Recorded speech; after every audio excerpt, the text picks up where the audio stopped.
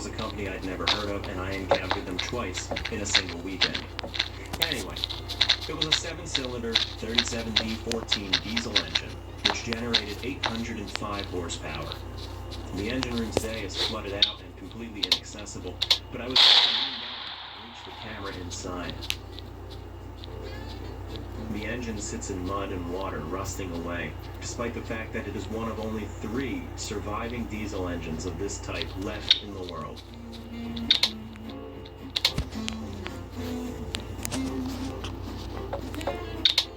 The high for Martin didn't last long.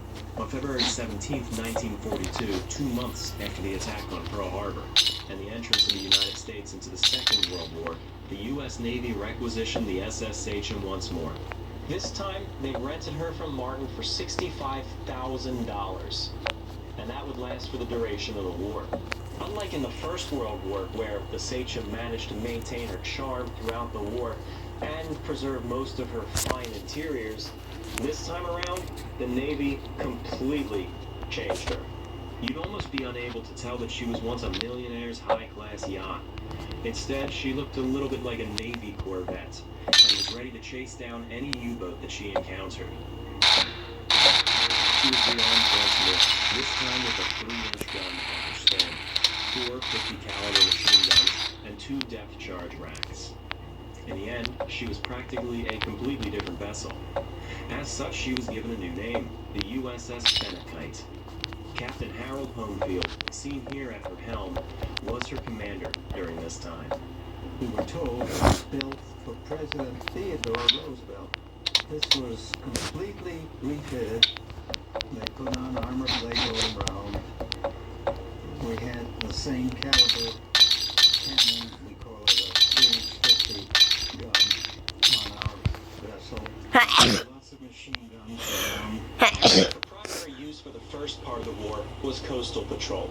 But in late 1944, she was reassigned to the Fleet Sonar School Squadron of Key West, Florida, where she primarily acted as a sonar trainer for new recruits. Our job was to take out people who were attending classes at the sonar school, learning anti-submarine warfare. And we and about 10 other ships or so, working from the same area, would take out these groups, enlisted personnel and officer personnel separately. We'd work with our own submarines. We had about a dozen World War I submarines that were being utilized to do this work. The Fennecyte was ready for action if she ever encountered the enemy on her training missions, but this never occurred. By the end of the war, the Fennecyte had still never seen significant enemy action. However, the war wasn't completely uneventful for her. In 1943, Fennecyte was involved in a rescue of a ship that was torpedoed, and later she unsuccessfully pursued a German U-boat after it had shot down a U.S. Navy blimp. Her captain, who lived to be 99 years old, also recalled, among other stories, a terrible experience while the ship was on patrol. Sitting in the wardroom, finishing my breakfast, and one of the officers came in, white-faced, man overboard. So, of course, I rushed out there and saw that there was a sailor in the water, and he was sort of struggling. And I knew from my Red Cross training that you get a boat out there, you don't jump in yourself. We were operating in shark-infested waters. Well, anyhow, this poor young fellow suddenly went under and didn't come up again. And so we kept looking way into the night. We were never able to recover the body. So it's obvious Fucking to us sharks. some shark. They all deserve to die. She was initially supposed to be returned to her civilian owner, Jacob Martin, but the Navy kept such poor maintenance on her that they didn't tell Martin and they just offered her for scrap.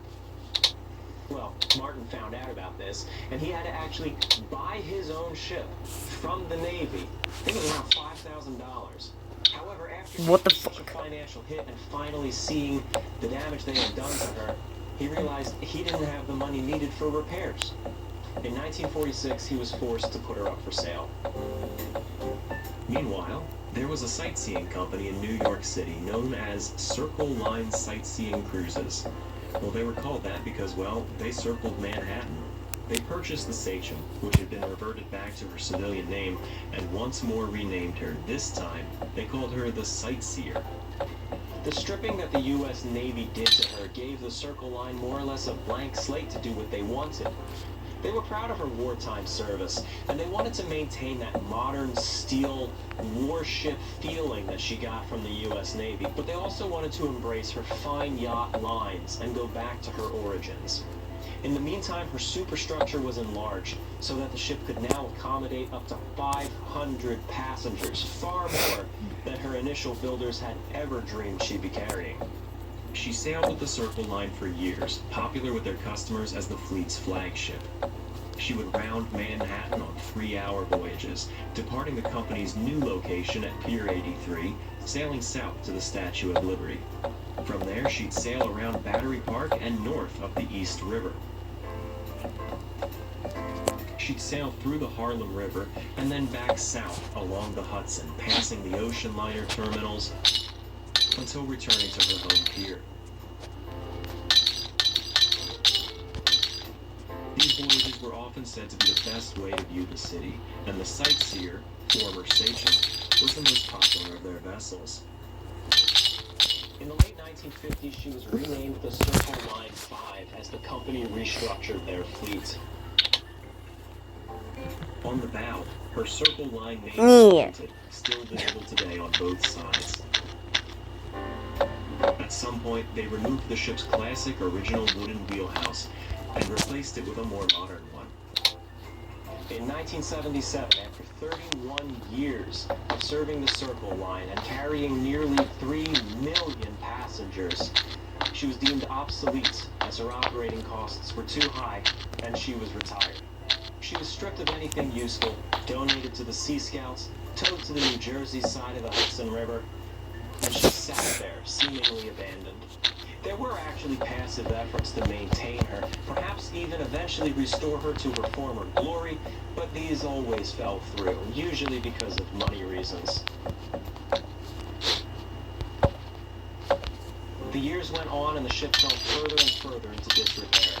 Well, that is until 1986, when Robert Miller, a businessman and a maritime enthusiast, decided that he wanted to buy the ship as his own personal pleasure yacht.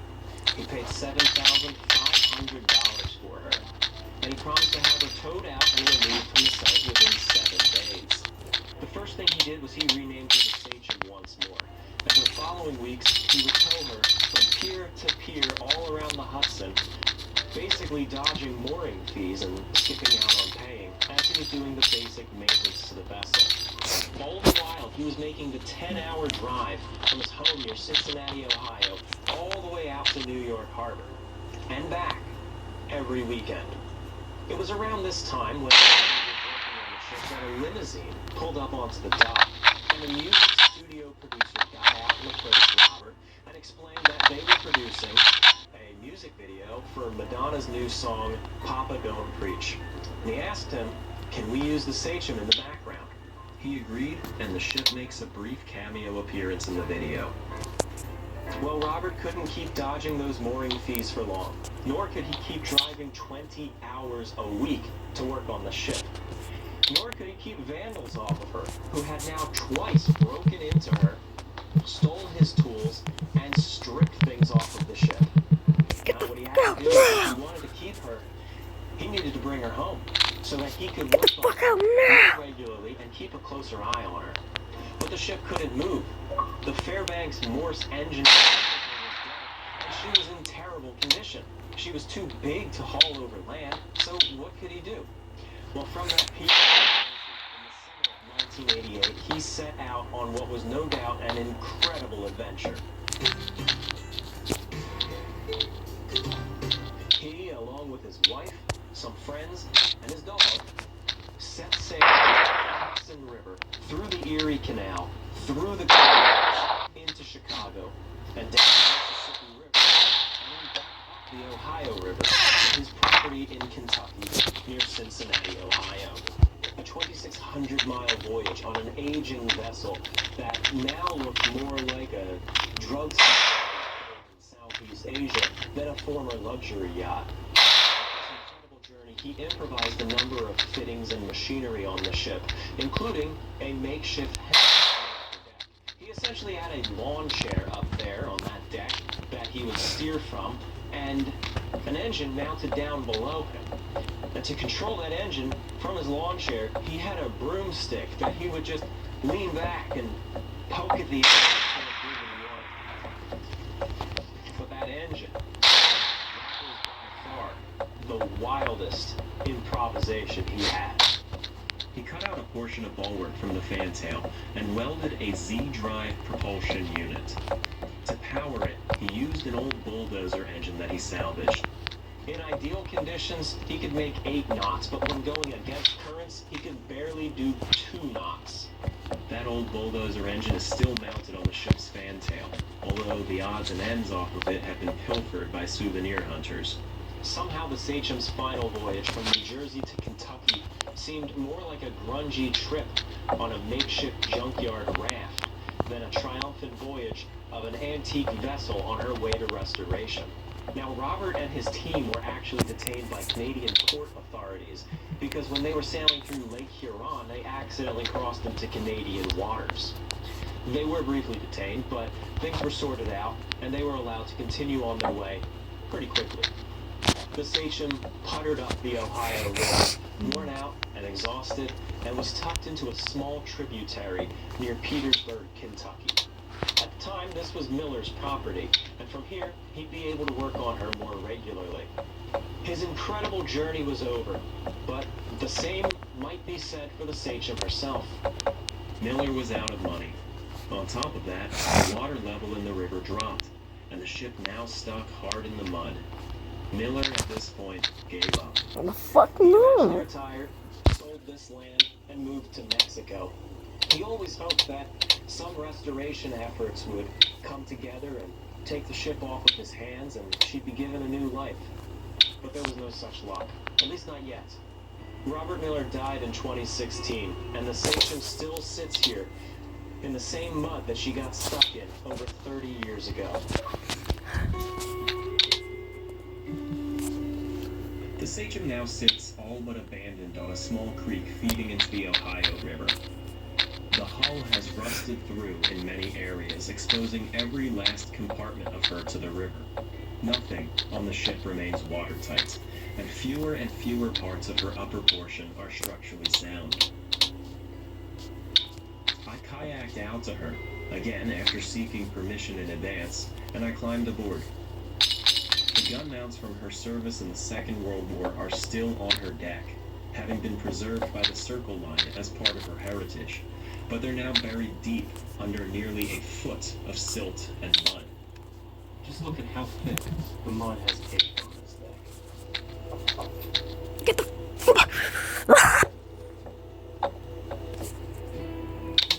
Mud so thick that foliage and even a full tree are growing from it.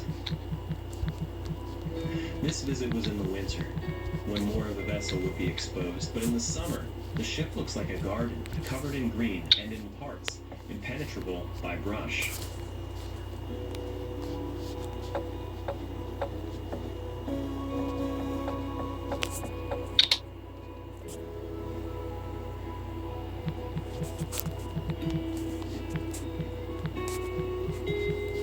Her stern points out towards the river, the old bulldozer engine hanging off the fantail, and the after compartments sit deeper in the water. It was impossible to access the lower levels, but we could peer down at times.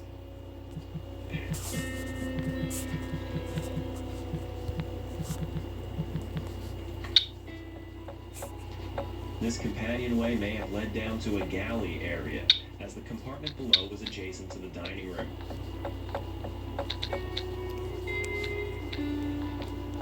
If her layout can be compared to the other luxury yachts by Pusey and Jones, then this compartment, forward of her engine room, would have been staterooms, likely one on either side of the ship, and a corridor up the center line.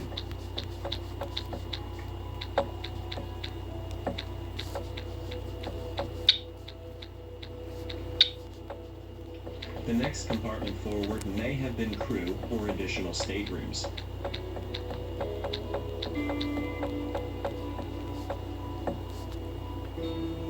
We can see tanks at the bottom of this compartment, likely part of a CO2 fire suppression system. I wouldn't be surprised if that was added by the US Navy.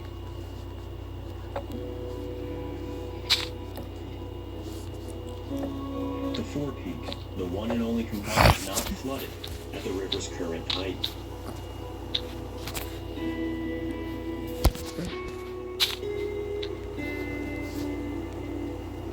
Walking along the promenade on the sides of the ship reminds me of much of the ship's history. I wonder how many people stood along these railings, waving to friends, or pointing out fish as they drifted by, or shooting at them. A stairwell was added on the after deck by the Circle Line for a second level of passengers. Although today, I wouldn't trust those steps one bit. The Circle Line, by the way, which owned the Sachem for over 30 years and by far got the most mileage out of her, is still in business today, offering tours of Manhattan and are indeed one of the best ways to see the city if you ever visit. The Celt, the Sachem, the Fenakite, the Sightseer, the Circle Line 5, the ghost ship of the Ohio River. Call it what you will, but these are fascinating pieces of obscure maritime history that news stories by nature. Perhaps her story isn't over, but perhaps there is actually a grassroots effort that still wants to restore her and take her out of here and turn her into some sort of a museum ship, converting her and bringing her back to life. It would be a monumental undertaking just to move her out of this mud, to say nothing about the work needed to repair her. However, given her rich history, you would almost think that even the U.S. Navy would want to step up. I mean, this is the first official U.S. Naval Research Laboratory. Thomas Edison sailed aboard her for 10 weeks, and up to 4 U.S. presidents were on board. We know Warren G. Harding, and we know Herbert Hoover.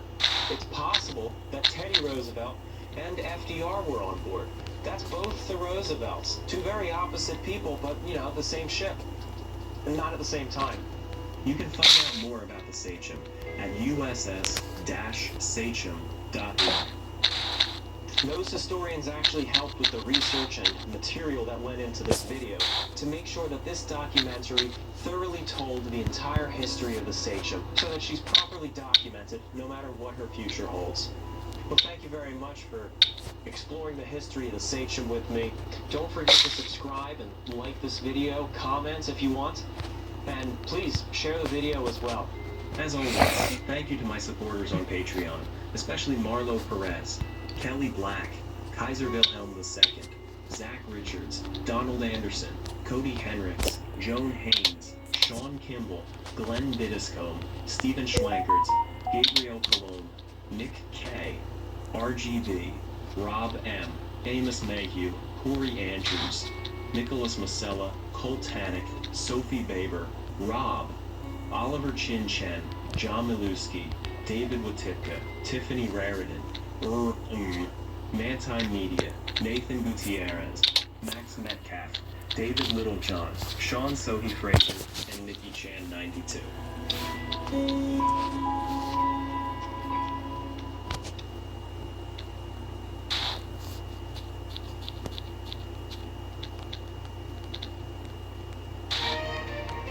As a small business owner, ever wish you had more time to focus on growing your business? Try Intuit QuickBooks. QuickBooks brings key business tools under one roof with automated bookkeeping, payments, and payroll, and AI-powered tools to help you save time and stay organized. Plus, QuickBooks is designed to grow with you, with trusted experts available for help or to take things off your plate.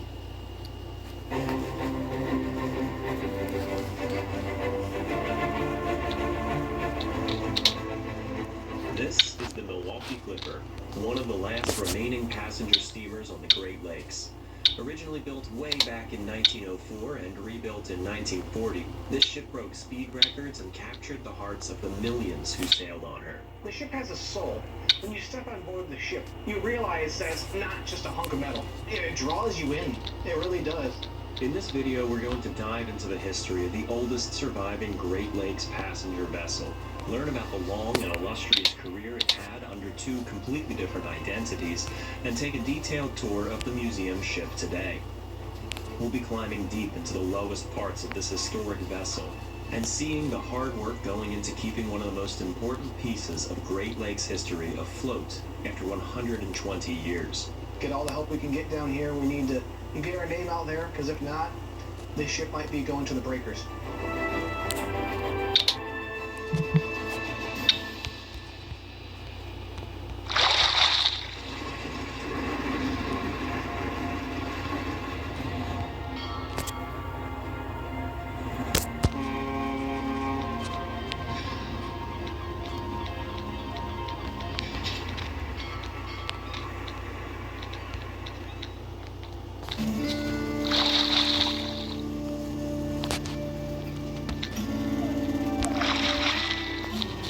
In late spring 2023, I was invited to visit the Milwaukee Clipper at her current berth in Muskegon, Michigan. It's been over 80 years since she became the Milwaukee Clipper, and almost 120 years since her first construction as the Juniata. She's clearly worn out and tired, but the first impression is that she's well loved. Her port side was freshly painted. Her starboard side was not yet painted at the time of filming. It does look a bit rough, but it was painted shortly afterward. I was invited to come out here with my wife and son, along with my friends Tom and Kayla from Histobrick, to tour this ship and share its legacy with the world. The Clipper wasn't always the Clipper, however. When she was first built in 1904, she was almost a completely different vessel, and resembled the more classical Great Lakes steamers of the time, such as the famous Kiowatan or the infamous Eastland. The origin of the ship is all the way back to 1871, when the Pennsylvania Railroad began operating steamships on the Great Lakes to expand their inland transportation network. Initially, they had three small steamers, the China, India, and Japan, operating under the company name Erie and Western Transportation Company. However, due to the iconic emblem and the back of these ships, they were more commonly known as the Anchor Line, not to be confused with the Scottish shipping line of the same name. These ships sailed the American ports of the Great Lakes, stopping in Erie, Pennsylvania, Cleveland, Ohio, and in Michigan they hailed in Detroit, Mackinac Island, and several other ports, all along their way to Duluth, Minnesota. Business grew steadily for the Anchor Line as immigrants moved west and tourists flocked to different parts of the Great Lakes, and by 1902, the trio of small 210-foot vessels were becoming antiquated and incapable of fulfilling the growing passenger demand. It was clear to the Pennsylvania Railroad that the Anchor Line would need to replace these 31-year-old vessels. They entered into a contract with naval architect Frank Kirby, who had already gained fame designing several prestigious Great Lakes vessels, to design a replacement ship, with the option to build additional ships from the same template. 3 ships came from this design: the Tionesta, the Juniata, and the Octorara, all named after rivers and towns in Pennsylvania. The Tionesta was the first ship built by the Detroit Shipbuilding Company and launched at the tail end of 1902 and in service by the summer of 1903. Even while Tionesta was under construction, the order for a second ship was placed with only minor changes. This was the Juniata. She was built in a different shipyard, the American Shipbuilding Company of Cleveland, Ohio. However, the Anchor Line loved the power plant of the Tionesta so much that they requested that Juniata's engines and boilers be produced separately by the Detroit Shipbuilding Company, where the Tionesta was built. The body of the Juniata was built incredibly fast. Her keel was laid in October of 1904, and only 3 months later, on December 17th, she was launched. From her keel to her main deck, the ship was made of steel. The lower parts of the ship were for ballast, baggage, and engineering spaces, with her main deck being used mostly for freight. Early in the Juniata's career, a large compartment for automobiles was added just forward of the engines. Now everything above the main deck was made of wood. The deck above the main deck was known as the berth deck and used almost exclusively for, you guessed it, cabins and berths, with a barber shop towards the aft end. Unlike the excursion steamers that we see plying the southern shores of Lake Michigan at this time, whose voyages were usually less than a day, a round-trip voyage aboard the Juniata between Buffalo and Duluth would take a full week. Therefore, it was necessary to treat the Juniata as a small ocean liner, with each passenger getting private accommodations. The saloon deck above the berth deck had a music room forward, finished in mahogany, with a piano and library at the aft end of it. Behind that were larger staterooms. And after that was a social hall, with stairs going down back to the berth deck, and two sets of doors moving aft into the dining saloon. The dining saloon was initially capable of seating 170 people at once, and considered to be one of the finest dining rooms on the Great Lakes.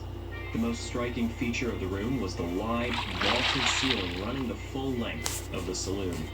The arched walls on the ends of the vaulted ceiling depict scenes from the 1844 song The Blue Juniata, about a young Native American girl paddling a canoe down the Juniata River, singing about a heroic warrior.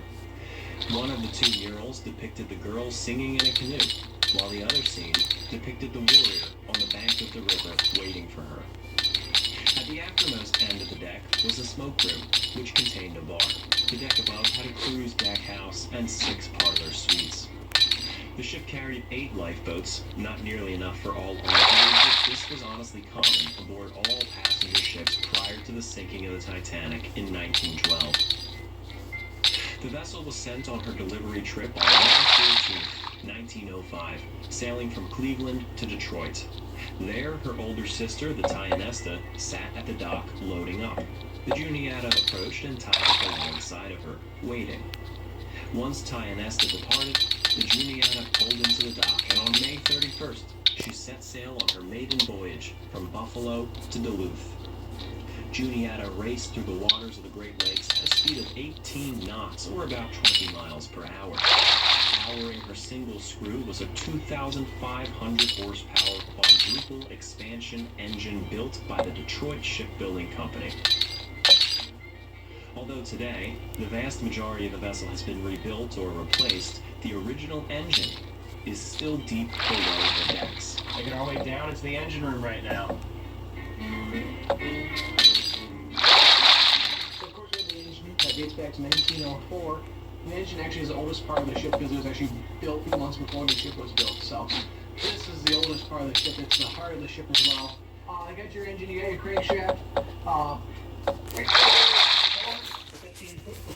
Most of the machinery in her engineering spaces are her original 1904 and 1905 machines, with various small modernizations retrofitted over the course of her long career.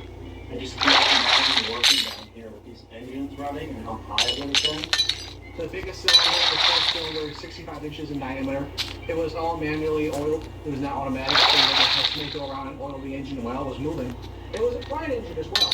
They're quiet but reliable engines. They were things you could count on, unlike the modern day diesels. These were the ones that, could get you from point A to point B without you having to call a mechanic. Why don't you just switch these engines on real quick for us? Sure thing. Let's see them in action. Just go fire them off. Sure, we just have to turn on the first light so I can see the manual. Powering this massive engine were 4 boilers. Here's a builder's plate for the boiler.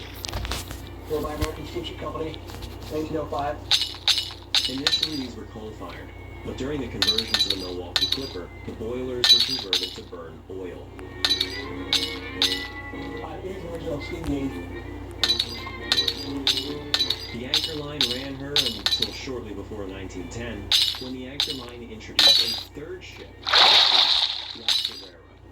Like the Tionesta and the Juniata, she was built from the same templates set out by Frank Kirby. The 3 ships sailed together until the Panama Canal Act was passed in 1915, which attacked U.S. monopolies and forbade railroad companies from owning ships. As a result, the Pennsylvania Railroad was forced to dissolve the Anchor Line in 1916 and sell off its assets, including the Juniata and her sisters. The Great Lakes Transit Company was formed at this time, essentially buying out all 4 Great Lakes shipping lines that were divested by railroad companies, which also bought the 3 Anchor Line vessels and kept their service essentially status quo. That was until the early 1920s when the ships were remodeled, adding an extra deck of cabins to the upper deck and removing the vaulted ceiling of the dining ceiling. Throughout the decade, the ship was overhauled several times, being pulled out of service for expensive modifications, and the early 1930s showed a significant drop in passenger travel with the Great Depression. The Tionesta was laid up, while the other two continued on. The final nail in the coffin of these three vessels came in 1934 with a shipwreck, but one that was fairly far away. Fire at sea! The world's greatest horror of horrors! The ocean liner Morro Castle, sailing from Havana, Cuba, to New York City, caught fire off of New Jersey, with a loss of 135 passengers and crew. After the disaster, the United States passed new regulations to prevent such a disaster from repeating. U.S. government said no more wooden superstructures on ships. Either that or you have to install fire suppression systems. And this was in the 1930s during the Great Depression. And many of these companies just couldn't do that, so they had to sell off all their ships. Now, all three ships sat in layup, with their futures uncertain. Every bottle of McCormick is flavor sealed. For fresh flavor, everyone notices. Reaching your financial goals can feel impossible. Credit Karma gives you personalized guidance to improve your credit, savings, taxes, and more, so you can find your way to money. Intuit Credit Karma, the karma you can count on. Pampers Cruisers 360 is a 360 pull-on diaper for up to 100% leak-proof fit.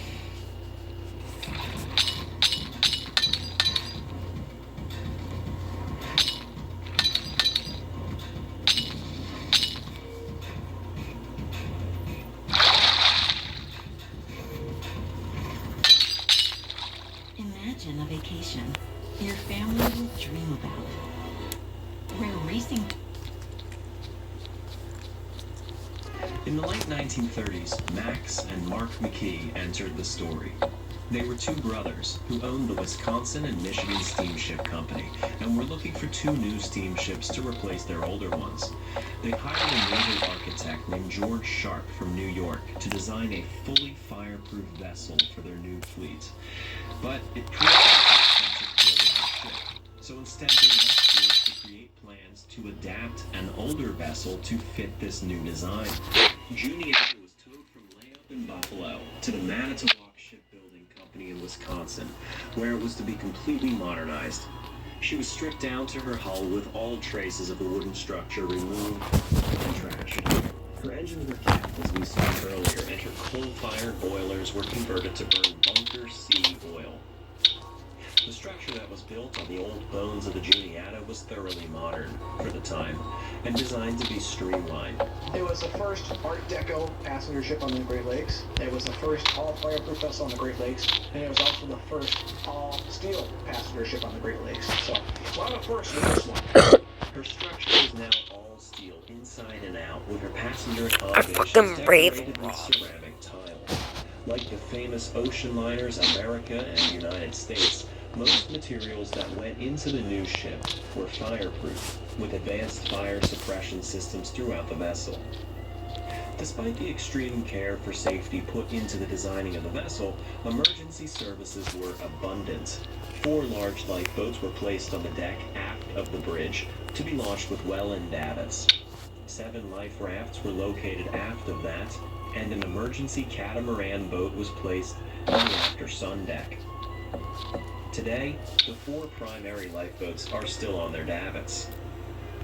These are the original lifeboats and lifeboat davits. The davits were actually built by the Welland Company, and it's the same company that built the lifeboat davits for the Titanic and several other ships of the era. When she left the shipyard bound for her christening in Milwaukee, she was a brand new ship, completely unrecognizable from the old Juniata. Unfortunately, the same cannot be said for the Octorara. Although also bought by the McKees, her plans were abandoned when World War II broke out. She was commandeered first by the U.S. Coast Guard in 1942, and then by the Army the following year, serving in the Pacific Theater as a troop transport. After the war, the Octorara was mothballed in the Sassoon Bay Fleet of San Francisco. And despite attempts from the McKees to reacquire her, she was finally scrapped in 1952. But the Juniata went on.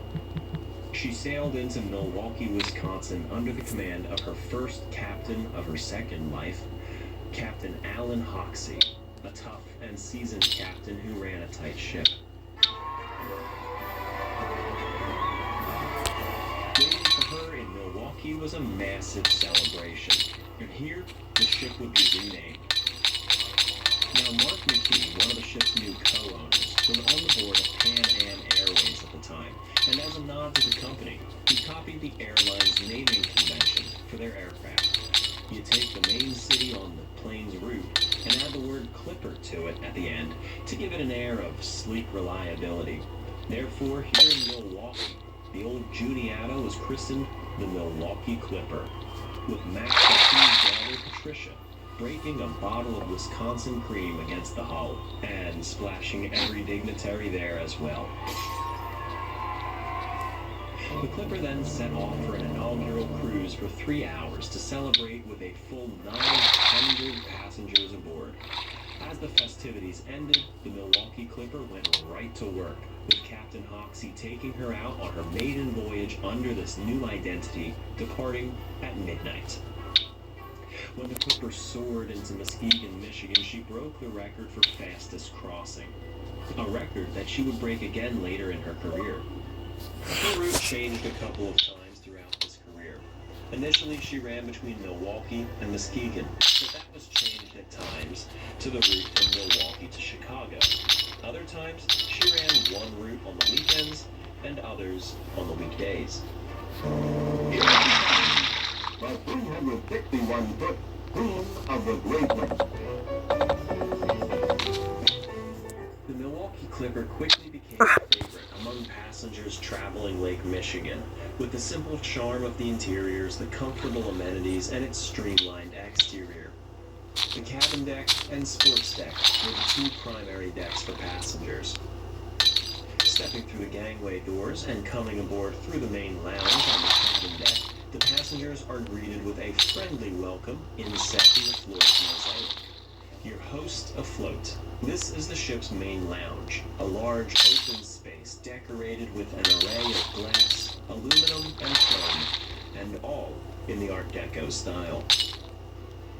The room is mostly decorated with furniture rather than fixture, and the furniture was a centerpiece on this ship. It was designed by Warren MacArthur, a student of Frank Lloyd Wright. MacArthur also designed the furniture for the SS America, and it's often been said that the furniture alone is worth more than the ship itself. Most, if not all, of the furniture still has its original upholstery. On the forward end of the lounge is the purser's office and baggage room. Standard staples on passenger ships, these were the primary offices for passenger affairs. So in this little closet up here, this was the first super short telephone on any ship, which was crazy at the time because you could call somebody from the water to land. You could call anybody, and this was actually kind of scary to people at that time, thinking that you could communicate to people like that. Today in the lounge, visitors to the museum can flip through period magazines and watch the sunset over the harbor. Moving after the lounge is the buffet restaurant. This space had seating for 185 people and featured an extensive menu, which often included things like lamb, custard, or one of the most popular dishes, broiled whitefish with lemon butter. Another really popular meal was spaghetti. For a first-class ship, spaghetti was not always seen as a top-notch food. But it was actually one of the things that they sold the most of. And pie. So they had a lot of good food on board the ship. Spaghetti and pie. Sailors were never without good food. The meals were prepared on the deck below, down in the galley on the main deck. Most of the machinery and appliances are still in place today. This galley prepared 2,500 meals a day as the ship operated around the clock. Brock, how many cooks would they have in here? Cooks, about on duty, they had about 6 cooks. What the fuck? Oh, paint. That's what's for dinner. Once the food was ready, it was brought up to the restaurant above by a hand-cranked dumbwaiter and ready to be served. It was served captain. The most you had was wanted a busboy brought your tray over to your table for you. Even though she's a lake ferry, the Clipper had a table setting like that of an ocean liner. These are the dishes that would have been out for most of the thing. The main plate, the cup and saucer for coffee, the water carafe, either a water glass, or it was also used for orange juice and so on. The little wooden spoon as a throwaway, the bib, and the napkin was the silverware that was used on the ship. So, As with so many passenger ships, the captain had his own table, where he would dine with certain passengers of his choosing. the captain's table is this front table, and that was kept reserved for the captain and his two couple guests that he had. These were Formica at a time when Formica was a brand new thing in 1940. The end result was that putting the Scumpus Rose inset into this as a smooth surface, this was unheard of at that time. We even have a photograph of the captain dining with passengers aboard. Ironically, he's not seated at the captain's table in this shot, though. Dinners were served with a first-class view of the sunset as the Clipper steamed across the lake. After their dinner, a passenger would exit the restaurant back into the lounge, moving forward into the ship's grand staircase. A visitor today would see that the staircase is crowned with a mural of the Great Lakes, featuring landmarks from its many shores and prominently showing the Clipper in her green. This mural was added in the 1950s after she was painted green. However, in the 1940s, the ship sailed as white. On the floor is a tile mosaic of the Clipper as well. Staying on the cabin deck, we can move outboard, which would take us to passenger cabins, but first, let's take a stop into the restrooms. The women's room is on the port side and the men's room is on the starboard. At the time of our visit, these rooms were being worked on, so they're not quite as presentable as they once were. A curiosity to note about these rooms is that the men's room is pink and the ladies' room is blue. Today we associate blue with men and pink with women, but prior to the 1950s, it was a little more ambiguous. Blue was a feminine color and pink was seen more masculine. This switch didn't come until the 1950s and 60s when female celebrities started popularizing pink, and now the color choices of the Milwaukee Clippers lavatories seem odd. Either way, they'll get the job done. I know, clipped into the back rooms again. To a lobby and stairwell in the midst of the passenger cabin spaces.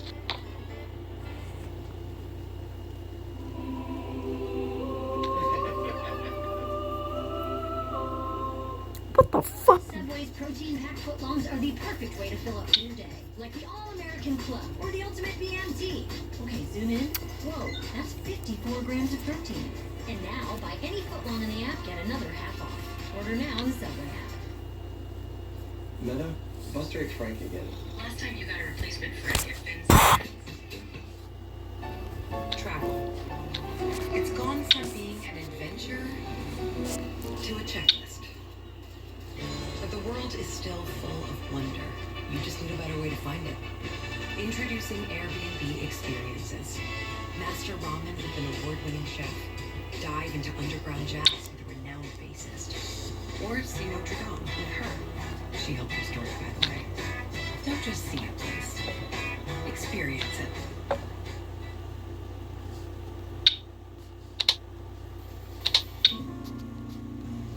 There are 36 cabins running along the outboard corridors of the Clipper, each with either 2 or 3 berths. Although streamlined in design, these rooms have all the comfortable amenities that you would need at sea, especially when a voyage is only around 5 hours.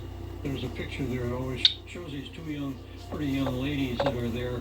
There weren't very many pretty young ladies that got in their gotchas and slept in one of these things, but we do know they had a lot of kids that they put to bed so that the parents could go and play cards or dance or just drink. Rooms had their bunks, a toilet, electric fans, desks, and a wash basin. The museum today has 2 of these cabins restored, but they're working on more. We have plans for finishing all of them, but right now that's not high on our restoration list simply because we haven't gotten a use for them right now. Running parallel to the outboard cabin corridors are 2 additional corridors of lounge seating with folding bunks atop them. You may notice that this space resembles a rail car, and it's no surprise, as these spaces were inspired by the famous Pullman rail cars. And today we often refer to the space as the Pullman Lounge, even though it was not ever associated with Pullman. They made them just like a train car. So they brought them up here and they didn't fit. And why didn't they fit? Was because of the camber. This is a steamship, and so the deck's slow.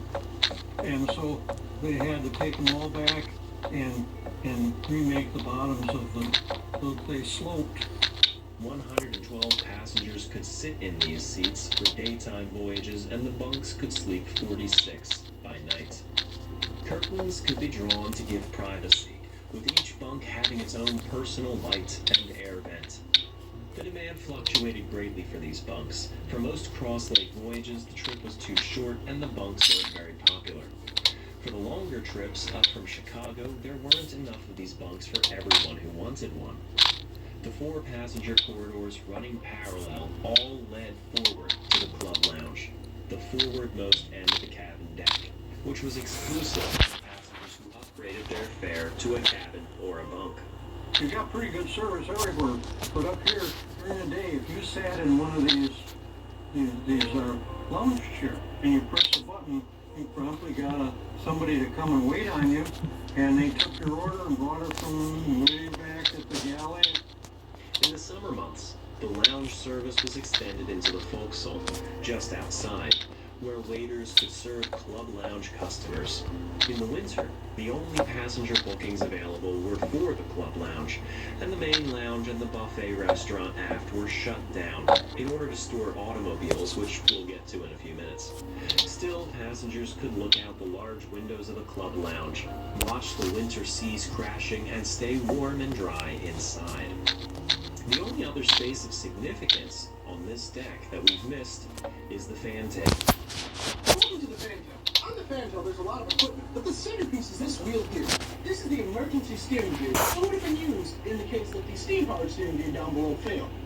This wheel would take 4 people to move the large steel rudder down below. And to communicate orders, we have a voice cube right here, and a sound-powered telephone over here. And at one point, they did have a chat room up here, but has since been removed. Ascending the stairs, either in the forward lobby or up the grand staircase, will put you on the sports deck. The forwardmost part of this deck was the children's playroom, featuring toys, games, and painted murals on the wall. They were painted over in the 80s. One day in, I think, 2006, 2007, before my time, the paint was killing, and they actually started to see these faces underneath the paint. And they put 2 of them together and said, oh my gosh, there's paintings underneath here. So they scraped and put lots of hours into restoring these. So they get the exact tints of the faces and of the paintings now. So these are the original colors that they were painted back in 1841, preserved under paint for 40 years. And here they are now. The younger set always enjoy the Clipper Playroom. The colorful playroom is appreciated by paying students, for the children may have a wonderful time here. Of course, a nurse was always on duty to supervise the children as they played. Just after the playroom is the theater. A partition stood between the playroom and the theater, but if the movie being screened was a kids' film, that partition was removed so that children could go back and forth between playing and watching the film. Generally, children's films were screened in the mornings, with first-run Hollywood films being screened in the afternoons and evenings. When movies weren't being played, and the ship was close enough to shore, they would screen live television instead. These things were all manufactured in Grand Rapids, Michigan. One thing that's interesting about them is these little oak wood strips where CNN Fire and the Coast Guard was very anal about any wood on the ship. They bought them. And then went all the way to the Supreme Court, and they were allowed to have these on board the ship. The theater could seat 144 people in the early days of the Clipper service, but a part of this space was cut out later in its career to add 2 steward cabins. So we're the chief stewards from the SS Milwaukee Clipper. Back in 1841, this actually would have been the theater. The theater had brand new size wall. In 1842, they shrunk the theater, and they gave him his own room. This room is actually in my opinion, better than the captain's office because you're closer to all the action on the ship. Don't see a better window, in my opinion. And he has a better shower. Only a month into her new career, the ship had a bit of a misadventure, which brings us to the next part of the ship, a space amidships on the sports deck, just after the theater, now known as the Soda Bowl. But in July 1941, this space was leased out to a Chicago-based entertainment company, who were using the space as a casino. There was actually 12 slot machines set up against this wall. You see, at the time, there were strict gambling laws on both sides of the lake, but the operator of both the Clipper and the casino itself were under the impression that about 5 miles out, neither state had jurisdiction, and the law simply couldn't be enforced. Later, the authorities found out. They came down to the ship, and when they were coming down, Captain Hoxie, who was a captain at the time, got wind of their plans. So he put on civilians. They eliminated the passengers. They told them to leave for Milwaukee. And they did. Once they were 5 miles out on the lake, Captain Hoxie looked to the officers and said, "You're 5 miles out, you don't have jurisdiction," which is true. But they went down to the ship to show telephone and called up Milwaukee, giving us a hard time, and we found some. So they got a squad down the other side. Now, with the Chicago police on board and the Milwaukee police waiting for them at the dock, Huxley had one more trick up his sleeve. The crew actually tried throwing off all the slot machines so make it seem like there was nothing going on, but the officers on board stopped that, and the company and the captain were there fine. All the charges were dropped, mysteriously I might add, but they turned us into the Soda Bowl, so we could get a snack, sandwich. It was more of a family-friendly environment on the ship.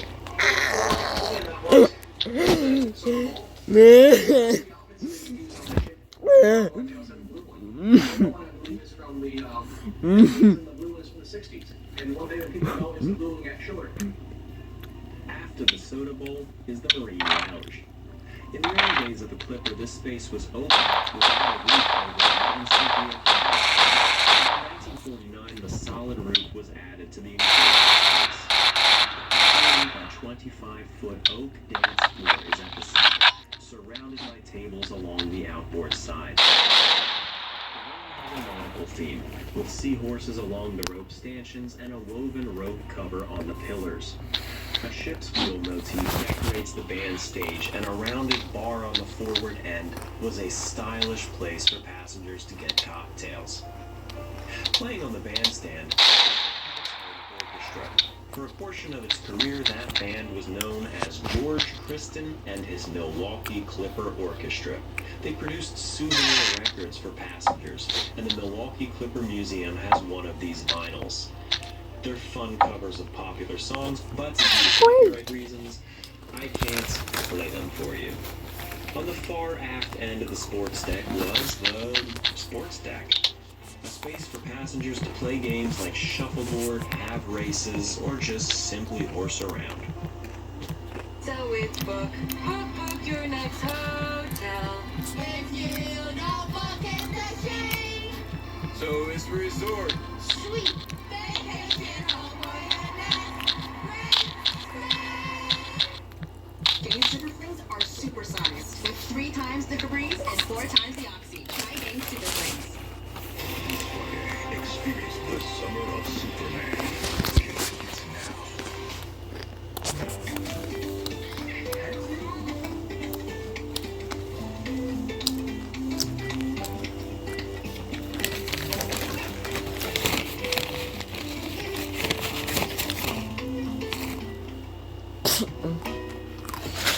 Copilot, try talking point space in the product overview document. And create a chart using our audience data. Also, draft 5 social posts.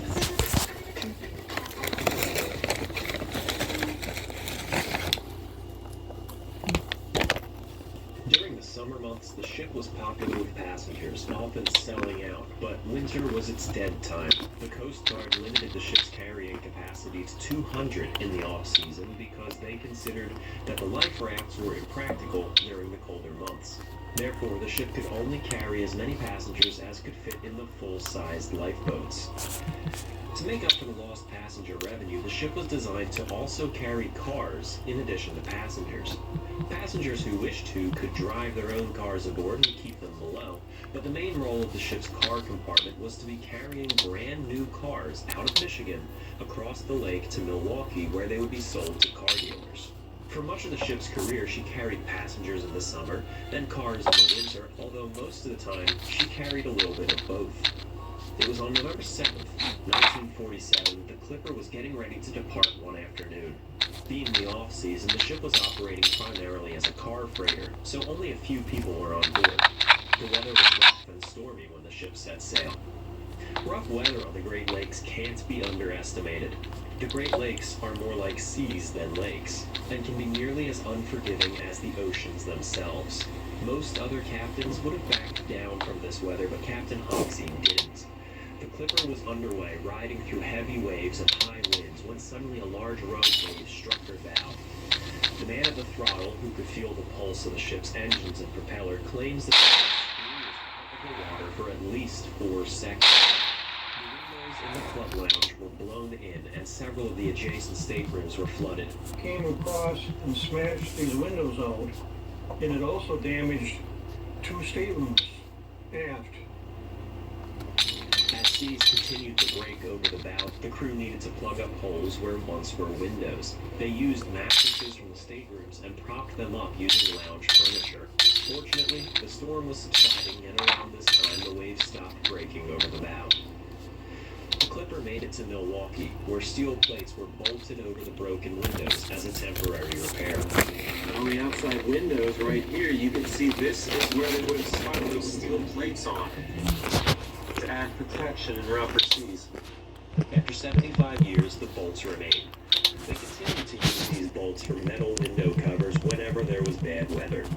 The Clipper continued its car-carrying service throughout the winters. So lucrative was the car contract, and so high was the demand for moving these cars, that the Wisconsin and Michigan Steamship Company bought an additional ship exclusively to carry these cars. And boy, did they go all in on this thing. This was a surplus military ship left over from the Second World War, meant to carry troops, tanks, supplies, and even landing boats into battle. This was LST-393, which the company renamed Highway 16.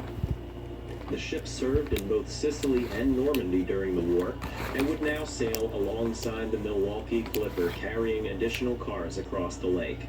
It was also intended to be used as the company's only car carrier when the Clipper was laid up for maintenance in the off-season. In 1953, the McKee brothers attempted to expand their business by purchasing an old C-4 freighter named the Marine Star. As with the old Juniata, they contracted George Sharp to design a modern, streamlined passenger ferry on the bones of the old ship. While the Clipper would remain the luxury way to travel with its capacity for just 900 passengers, this new, larger ship would be the budgeted way to go, with a capacity of about 2,500. But she would be anything but plain. She was complete with 6 restaurants, 2 dance halls, and several lounges, all in the Art Deco design just like the Clipper. This new ship would be known as the Aquarama, and work began on her right away. 1953 also seems to have been the year for falling overboard. Around dusk on August 10th, as the ship was in the middle of the lake, a man overboard cry went up. The ship's first mate, Clarence Van Dongen, launched a boat with a small rescue party as the Clipper searchlight covered the area. An unconscious young lady was found floating face down, and quickly and efficiently she was pulled aboard the rescue boat. Back aboard the Clipper, she was resuscitated. It was found out later that she didn't fall overboard. She jumped. The crew kept her under watch until she was admitted to the hospital in Muskegon. That same season, Mark McKee, co-owner of the vessel, was sailing on board with his pet dog. As the ship was getting underway, the dog leapt overboard into the lake. First Mate Van Dongen once more took a boat out and managed to rescue the dog. Later, the crew joked with him that the woman earlier in the season was the practice round for getting ready to save the boss's dog. Fortunately, both were okay, and First Mate Van Dongen rose up the ladder and eventually took over as the ship's captain in 1954. Throughout the rest of the 1950s, it was mostly smooth sailing for her, with a few incidents of note. She lost her rudder in one of her off-seasons. She was repainted to a green color scheme in 1957. In 1959, the seaman was found dead on board with natural causes. It was in 1960 that one of her major accidents occurred. She departed Milwaukee in a thick fog in the morning of May 28th with 465 souls on board. Souls, of course, referring to both passengers and crew. She was now under the command of a Captain Prefer, who had taken command of the ship at the start of the season.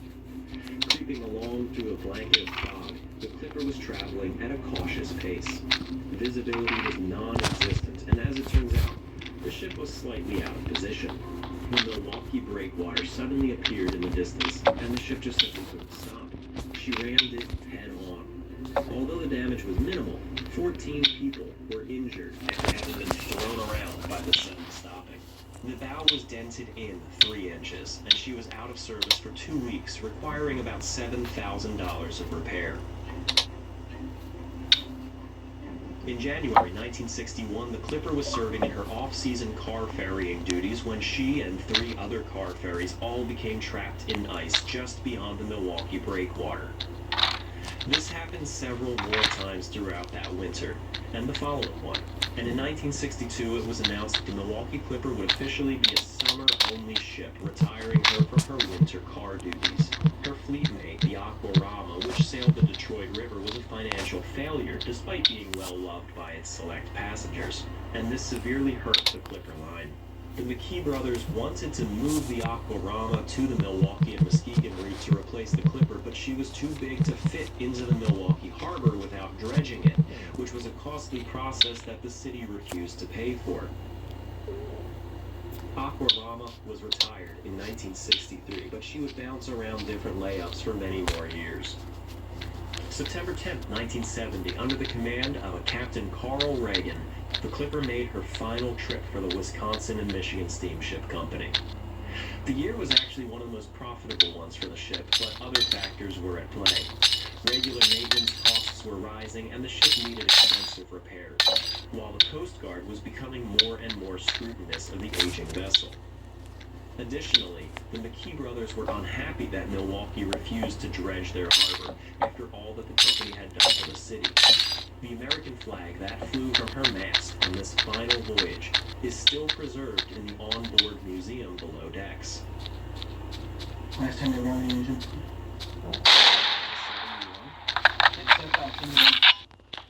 September 1971 at 11. The Clipper sat at her slip, awaiting her fate for 7 years. Parties interested in purchasing her, but they fell through. Others this never ended. In 1977, she was sold to James Gillen, who created the Illinois Steamship Company. Mr. Gillen was not seeking a business opportunity. He was looking for a way to save the ship that he loved. He had her towed from her slip in Muskegon to Wisconsin for a complete refurbishment with the plans to return her to service as soon as possible. But the cost of repairs and the time that they took were greater than expected. The company fell into debt, and the ship was seized by creditors. So the ship sat for a few more years as Mr. Gillen continued to work to rescue the ship, while the creditors tried to find someone to buy her. Then, the Maritime Museum of Port Washington, Wisconsin had a clever idea to help all parties. They proposed to accept the ship as a donation from the creditors, who in turn could take a tax write-off by donating it to a nonprofit, and then they would appoint Mr. Gillen as custodian of the ship. That was a major win for everybody. The ship was renamed simply the Clipper, dropping Milwaukee from the name, and towed down to Chicago, where then Mayor Jane Byrne allowed it to be docked at the Chicago Navy Pier free of charge. There, it would be fixed up and serve as a floating museum. It was thanks to the efforts of James Gillen that the ship was saved at all, which earned him the title of the ship's guardian angel. Major repairs were made, and a bar was added to the club lounge and the main lounge, which we still see today. As the ship sat in Chicago as a museum, it was very much alive. The restaurants all functioned, the dance floor was lively, and passengers could still get drinks in the club lounge. In 1983, she became a national landmark. Sitting at the Navy Pier, the ship had its own branding in the lounges and restaurants, such as these napkins and coasters, which feature an Art Deco rendition of the ship and say, "Aboard the SS Clipper, a national landmark at the Navy Pier in Chicago." The ship was turning a profit, but slowly. The main problem was that the Navy Pier at the time was closed to the public, so any visitors to the Clipper needed a special escort when they walked through the pier to the ship. That all changed when Chicago Mayor Harold Washington opened the pier up to the public and visits to the ship boomed. Mayor Washington had a soft spot for the Clipper, frequently hosting mayoral parties and press conferences aboard her. And that's not all. This room might not look like much. One's precarious. Kate Spade. Subway's protein-packed footlongs are the perfect way to fill up for your day, like the All-American Club or the Ultimate BMT. Okay, zoom in. Whoa, that's 54 grams of protein.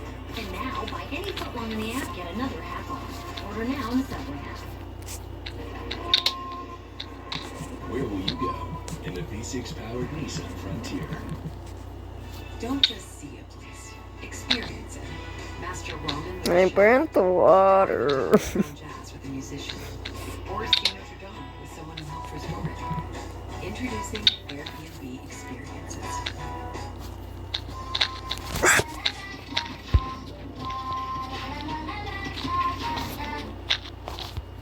But at one point, this is where the mayor of Chicago had an apartment. Really, the mayor of Chicago loved the Clipper. Loved it so much that he actually asked for his own kind of office on the ship / room. So he got this kind of office that they used to use for the stewardesses on the ship. And they turned it into the mayoral bedroom on the Clipper. They had a bedroom and office on the ship. Many people don't know that in Chicago, so we had history all over the Great Lakes. While Mayor Washington did so much to promote the ship, the city didn't share the same enthusiasm. Mayor Washington died in office, and that very same day, an eviction notice was served to the Clipper. Another lawsuit ensued that lasted for years until ultimately the ship was seized and put up for auction. The city of Hammond, Indiana, had just built a new marina, and instead of spending the excess money on a traditional marina clubhouse, they used the money to purchase the Clipper and bring it to their marina to act as that clubhouse. The ship was towed from Chicago to Hammond and dedicated in June 1991 after being given a new coat of paint and once more being named the Milwaukee Clipper. In this time, intense efforts were made to bring the ship up to code and make it handicap accessible. Around this time, too, the pantry area behind the serving counter of the restaurant was remodeled to be a full kitchen rather than just a pantry relying on the antiquated galley below. The ship turned a profit here, but the longevity of the site was uncertain. By the end of 1995, the ship was closed once more. It was towed to a nearby coal dock and forgotten by everyone, except for a small group of enthusiasts. This small band of enthusiasts got together and created the Great Lakes Clipper Preservation Association, a non-profit 501c3 with the goal of preserving the Milwaukee Clipper for generations to come. The group secured a new berth for her in her old home of Muskegon. The ship was towed up the lake by the tugboat John Purvis, departing shortly after midnight on December 2nd, 1997. As the ship return, an aircraft even flew out over the lake to greet her. Climbing up a ladder while still at sea, the Clipper returned to Muskegon under the command of her former captain, Captain Bob Prefer. The ship was brought into the channel and maneuvered into her berth at the foot of McGrath Street, where the Grand Trunk Railroad used to have a ferry. It was a heartwarming sight for so many families in Muskegon, many of whom credit the Clipper for helping to grow their city to what it's become and generating so much revenue for them when the ship was in service. This pier has been her home since 1997, with a team of dedicated volunteers keeping her alive. Chicken. They've battled storms to keep her Chick- afloat. They've looked after Chicken. and kept the ship well maintained. Chick- They've fought the uphill Chicken. battle of fundraising through the Chicken. last couple Chick- of decades, Ship. her history and sharing it with the world. When we stepped aboard, we were taking a step back.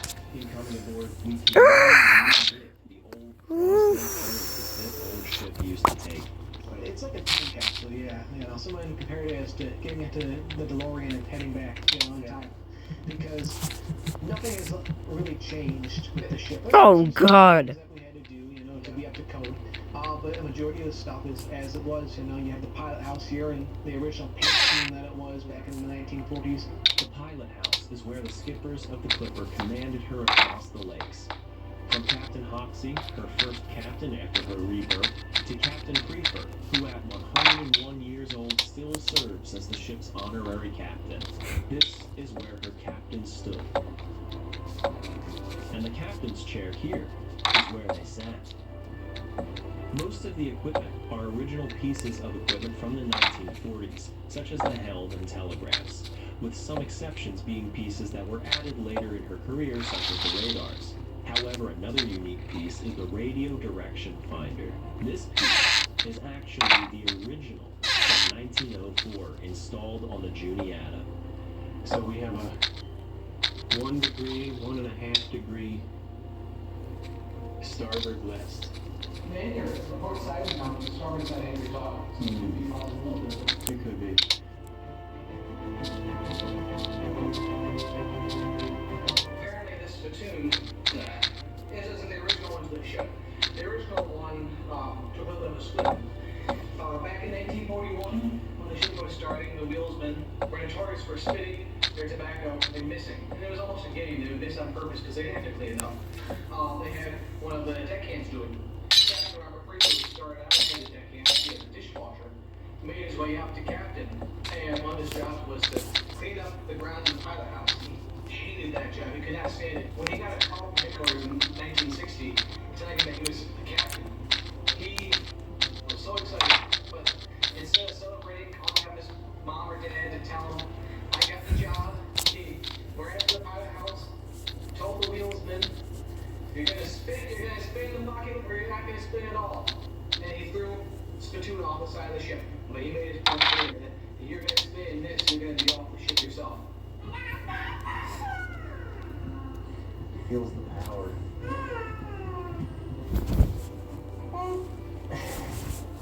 After the pilot house is the officer's quarters. Bruh. So we're in the captain's office of the Milwaukee Clipper. As it is, it's the captain's office and his bed. Probably the nicest accommodation on the ship. He had his own bathroom, he didn't have to share with anybody else. He had the biggest bed as well on the ship. What was interesting about this room, in the 1950s, when they carried brand new automobiles on the ship in the winter, they would put them everywhere on the ship. Any space that they could, because every extra car they got, there was more change in the owner's pocket. Also more change in the captain's pocket. Because they would put cars everywhere. They would even take them apart and put them into other rooms. You'd have a motor here, you'd have a door here, you'd have a door here. The captain did not want anything in his room. And the joke was they would put a car everywhere but the captain's cabin because the door was too small. When visitors board the ship today, the first thing they enter is a museum space, which features artifacts from the ship's career, both as the Juniata and the Clipper. A model gallery is forward of there, with interesting models of several ships from the Great Lakes, including the infamous SS Eastland, which sank in downtown Chicago in 1915, a subject that I've made an extensive documentary about on my channel. Another gallery features artifacts from the Aquarama, the former fleetmate of the Milwaukee Clipper. The Aquarama hung around for decades after her final voyage in 1963 until she was finally scrapped in Turkey in 2007. The gift shop is also in this part of the ship, where I got me some mugs. As extensive as the museum collection is, there are some historically significant pieces still missing. We are still missing our bell that was taken off in South Chicago. It's a beautiful cast bronze bell. It says SS Juniata. There are some items that have been taken off the ship. If people have an item from the Clipper, maybe you can bring it down to the Clipper and bring it back to its original home. We got a Chadburn back last year, so we're piecing the ship back together.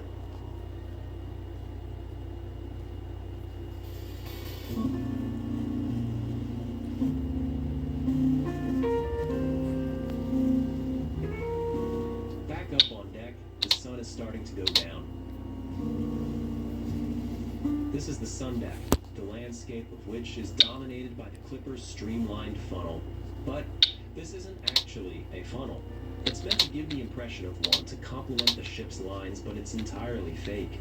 It houses a fan room and a generator space, with a platform on the very top that we climbed up to. On top of the whole stack, we were going to do play on nice days. While people were dancing below, they would put a band up here. It was really just a nice way to change things up from the dance floor and move people up there. Of course, they want to play up here, like all the equipment up here. Wouldn't that be fun to me? Can you imagine in rough conditions having to play up here as the ship is rocking back and forth? And Brock, you said earlier that they would clip like a harness or something into this? Flip into there if they needed to. And they can still play. I'm not gonna lie, that's kind of insane. Just stick the band in the funnel. They'll be fine. Yeah, they'll manage. Yeah. I guess the real band looked a bit cooler up here than us doing our air guitar and keyboard. The ship's actual smokestack is this tower on the aft end of the sun deck. Of course, we couldn't pass up the I opportunity to tripped climb in my up that as food well. through a The window. triple chime whistle that we see at the top of the funnel predates her conversion to the Milwaukee Clipper, but doesn't date back all the way to the 1904 construction of the ship. The whistle was added during one of her 1920s refits, replacing her original single chime whistle. So I'm up the mast right now, the aft mast. Kind of holding on here. These ladder rungs are so small. I can't fit both feet on a single rung. But we're pretty high up. As the sun set, it was time to switch on the ship's power for one final tour below before we say goodnight to her. Since we're a little late on board, we're turning on the inverter, which is going to turn on most of the exterior lights. Yeah, well, the inverter, it does, it powers all the DC outlets and DC lights on the ship. So, lots of the exterior lights are DC, along with some interior lights still. Look at the shadow of where the needle is. Oh, it's always been. Yeah, this one's been all over the place.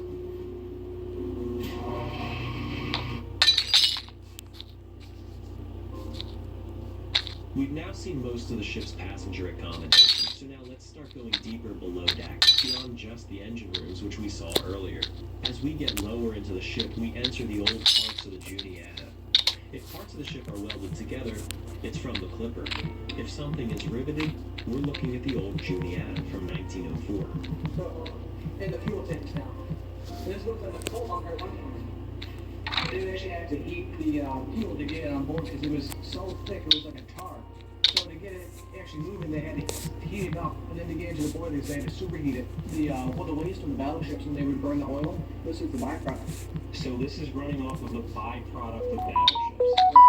They burn about 5,500 gallons of oil per round trip. We descended further down into the lowest parts of the hull, which in the Clipper era was one of her many car decks. The cars were driven aboard the ship and loaded through the gangway doors. To make it easier to load cars, they cut through this bulkhead, a decision we questioned the safety of. Seems like a weak point to me. If you ever develop a leak and you hit something and you contact the this is a big bulkhead that runs in the middle of the ship. A thick layer of soot blankets the ceiling, and graffiti written by fingers can still be seen with some interesting old messages. How much lower does it go? About 2 feet near the bottom. You just fall through. Water starts pouring in. Talking about how I'm like, oh, That's it. shit is so strong. And you start flooding the one compartment that shouldn't be flooded because it's cut open. They're the initial bed frames to the Juniata. Wow. Yeah. We learned a forwardmost compartments on the port side are additional accommodations for seasonal crew. These were mostly steward and wait staff.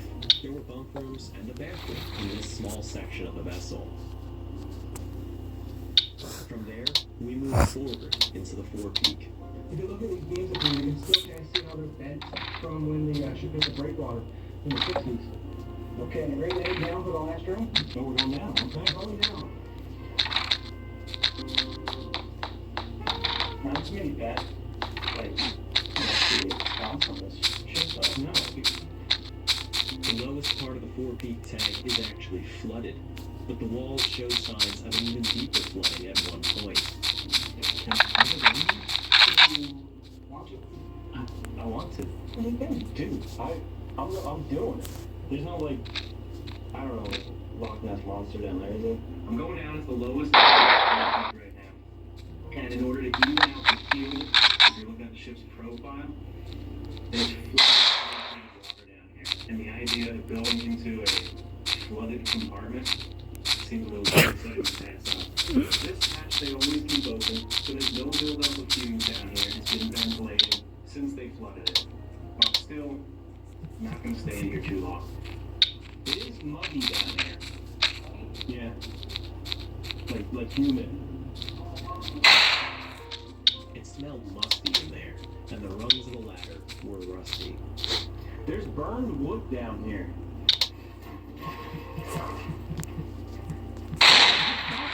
An old one. In the water. Do you see that? Isn't that a chalk marker or water level indicator? To your left, farther back, yeah, water level. That's a pen. It's a pen. Pen that's floating. Ah, that's right. Back out of the flooded compartment, we moved aft into the far stern of the ship and explored some of the steering gear and other crew spaces. Here we don't ask questions. The generator room is just overlooking it like a balcony. So you don't touch things anymore, huh? No, I don't. The old Juniata, the Milwaukee Clipper, or just the Clipper, You drowned. has finally made her home here in Muskegon. But there are hopes to move her to a more downtown location where visitors will have better access to her. Right now, her main issue is that people simply don't know that she's there. We had to go to the western part of town and follow signs into what looks like a restricted area and is locked behind a gate. This gate is opened during visiting hours. The Clipper can be visited during the summer months on the western end of Muskegon as she sits right next to the Lake Express high-speed ferry, reminiscent of the ship's old ferrying days, sailing the same route as the Clipper, but doing so in a fraction of the time. The dock where the Clipper sailed in and out of in downtown Muskegon is now home to another museum ship, the World War II LST-393. Yes, this is the old Highway 16 that was owned by the same company, which has since been restored to her original World War II LST configuration. If they were able to move the Milwaukee Clipper to some sort of nearby mooring, it would help to tell the story of when these ships worked together, and it would ensure the Clipper's longevity by giving it greater exposure and easier access to the public. The Milwaukee Clipper is a reminder of a lost era of Great Lake travel and an Art Deco time capsule. She's one of 3 National Historic Landmark ships designed by the famous naval architect George Sharp. The other 2 being the NS Savannah in Baltimore and the Victory ship SS Lane Victory in San Pedro, California, of which I'm technically a crewman of. The Clipper is kept alive by donations and volunteer efforts. In the past year, they've successfully executed a vast array of projects, spanning from intricate painting to comprehensive plumbing and electrical work. Their dedicated team of volunteers has triumphantly achieved numerous milestones. Remarkably, in 2023 alone, they logged over 4,000 volunteer hours on board. They envision the Clipper as the focal point of Muskegon. Their long-term vision includes establishing a waterfront haven, complete with a boatel if you will, or a hotel on board, a restaurant, bar, and a banquet center, redefining Muskegon's waterfront experience. While you might not be able to volunteer, you can help out significantly by donating to the Clipper. Every dollar goes to one of their many onboard projects to keep the ship around for generations to come. Government does not want to help us out at all, unlike the other ships in the area. We rely solely on private donations, which is very sad. I mean, we manage, but we can't do nearly enough projects that we want to do on board the ship. For more information, friend Tom Histobrick, who joined me on this project and was a huge help filming this along with his girlfriend Kayla, they put together a Lego kit in his store. It's a profile cutaway model of the Milwaukee Clipper, and it's all using official Lego parts that have been curated by hand. And the proceeds of it are being donated to preserving the Milwaukee Clipper. This kit is available at histobrick.com. I want to thank the Milwaukee Clipper Preservation Association and the volunteer crew of the Milwaukee Clipper for inviting us out, hosting us, and giving us such a phenomenal tour of their wonderful vessel. Raymond Hilt, Brock Johnson, and Barrett West for being such a wealth of knowledge while writing this video, and the writers of the book SS Milwaukee Clipper, An Illustrated History, for creating such a good resource. If you enjoyed this video, don't forget to subscribe, and also consider joining my YouTube channel memberships or my Patreon at the link in the description below. A special thank you to my supporters, especially Marlo Perez, Kelly Black, Kaiser Wilhelm II, Kaiser Friedrich III, Zach Richards, Donald Anderson, Cody Henricks, Joan Haynes, Sean Kimball, Glenn Biddiscombe, Stephen Schwankerts, Gabrielle Colomb, Nick K, RGB, Tara Molokar, Keith Holland, Miles Hill, Jennifer, Rob M, Amos Knightview, Corey Andrews, Nicholas Masella, Cole Tannick, Sophie Baber, Rob, Oliver Chinchen, John Maluski, David Watipka, Tiffany Raridan, Mantine Media, Nathan Gutierrez, Max Metcalf, David Littlejohn, Sean Saki Fraser, Nikki Chan 92, Corbin McDonald, Matthew Burns, Goblin of Assault Planes, Luke Stevens, Gordon Robbins, Aaron Stark, Troy Wentworth, and Clarky.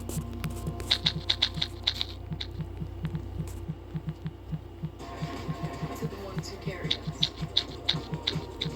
Key state.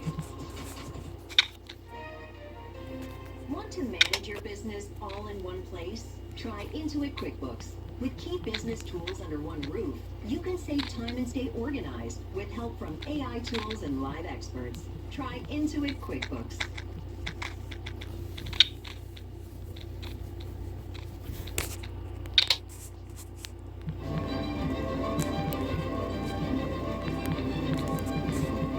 Few little ships have earned a place in history as distinguished as Sundowner. In a quiet boatyard on the River Thames, an aging legend rests. Beneath the peeling paint and weathered timbers lie stories of espionage, heroism, and tragedy, adventures as extraordinary as the sea itself. She started as a steam pinnace for the First World War. Who knows what thrilling events she witnessed? Charles Lightoller, Titanic's legendary second officer when she went down, the Sundowner was there at Dunkirk, dodging bombardments and machine guns, weaving through fire and fury to rescue 127 men. Now, after more than a century, she faces her greatest challenge yet, survival. It had come to a point in its life where it was either break it up or save it. A team of master craftsmen has taken on the daunting task of restoring her piece by piece, plank by plank. To restore a boat like this has intrigued me. It is such a well-known boat. But saving Sundowner is no small feat. It's a race against time. This is more than a restoration. It's a mission to preserve history, and it needs your help. This is the story of Sundowner, Lightoller, and the miracle of Dunkirk on Part-Time Explorer.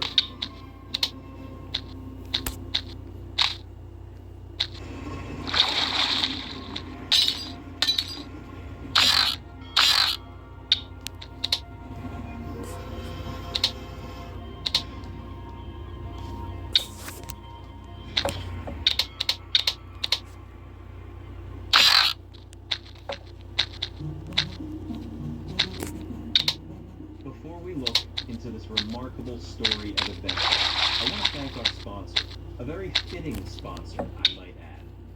If you love naval history, then World of Warships is the perfect game for you. With a massive fleet of historically accurate ships, including legendary American warships like the USS Iowa and USS Fletcher, you can command history's most powerful vessels in epic battles. Every ship in the game is built with extreme attention to detail, using real blueprints and historical records to ensure an authentic experience. And that's something that my team especially appreciates, given the amount of detail that we put into our own maritime recreations. And the best part? You can play on PC for free right now. Use the invite code BRAVO to unlock bonus content, including 7 days of premium, free ships, and more. Just click the link in the description to get started. Whether you're pretending you're Charles Lightoller aboard Sundowner and navigating through treacherous waters, or commanding the greatest battleships in the U.S. Navy in all-out warfare, World of Warships brings naval history to life like never before. Download today and take the helm.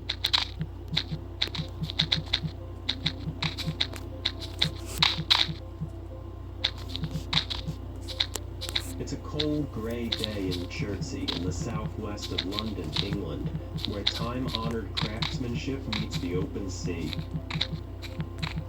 This is Michael Dennett Boat Builders, one of the finest wooden boat yards in the country. We've got everything here. We've got all the skills. We've got 3 apprentices at the moment in different stages. People have to search me out to come and get a job here because they're quite hard to find.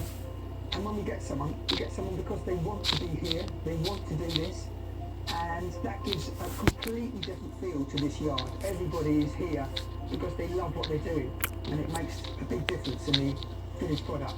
A team of master artisans breathe new life into wooden vessels of the past. Each plank, each seam, each polished brass fitting is restored by hand, preventing a rare skill set from being lost to time. Well, I'm Stephen Dennett, and this is Michael Dennett Boat Builders, named after my father. My father and I moved in here about 40 years ago. My father's still here, he's 82, and he only works 5 days a week now, he's fully retired.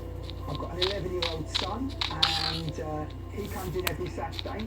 So I'm hoping there's going to be 3 generations of us here. Throughout the yard are several different boats, different sizes, different designs, each with a different story. We've got the biggest stock of any wooden boat yards on the list, and probably in the country. Some of them look like they are ready to sail away on a new adventure at a moment's notice. So Lanthony's behind you, and it's nearing completion. We're just finishing off the air conditioning. Hopefully it'll go to the med. It's got 2 new engines, 5 air conditioning units, it's got the latest kitchen, it's got electric flush toilets with walnut seats with Lanthony logos in them. It's had everything done to it. It's an absolute work of art. We're really pleased that we brought it back to super standard. Others, like this one, are far from completion.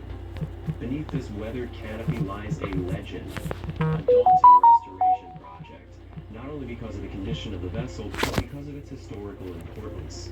This boat may have the richest history in the boatyard. The old Sundowner, around 113 years old at the time of filming, has seen 2 world wars, served in battle and espionage, and was long skippered by Charles Herbert Lightoller, the highest-ranking surviving officer of the sinking of the RMS Titanic in 1912. Sundowner's got the best history. Of all the Dunkirk little ships, we have one in the yard that is the fastest Dunkirk little ship. We've got some, but this one, it's beautiful. It's got all the history, and it's going to be an amazing boat to use. It's got a beautiful central steering position. It's got its original tip wheelhouse. You stand in the middle of your boat. Sky Wars. She's in rough shape, but for the team of the yard, this restoration is more than a challenge. It's a duty. Sky Wars. This is a dream for me. It is such a well-known boat, and it's such a big project, and we thrive on a bigger job. The work ahead will require skill, patience, and an unwavering respect for boat building tradition.